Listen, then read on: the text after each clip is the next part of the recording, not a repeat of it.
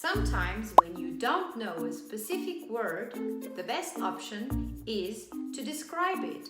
For example, you can mention the color, the size, what that item is for, or how it looks, and the person will understand what you mean even though you don't know the specific word.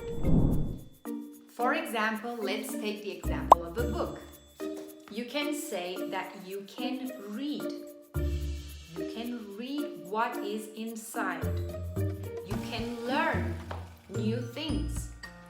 You can also say that it has a cover. You can also say that you can change the pages.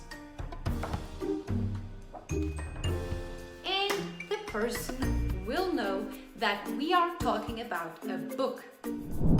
Let's look at another example. A cushion. Oh, it's so soft and you usually sleep on it, right? The person that I am describing it to will understand that we are talking about a cushion. Don't forget to take your free assessment test through the link that is in our bio to know your English level. See you soon.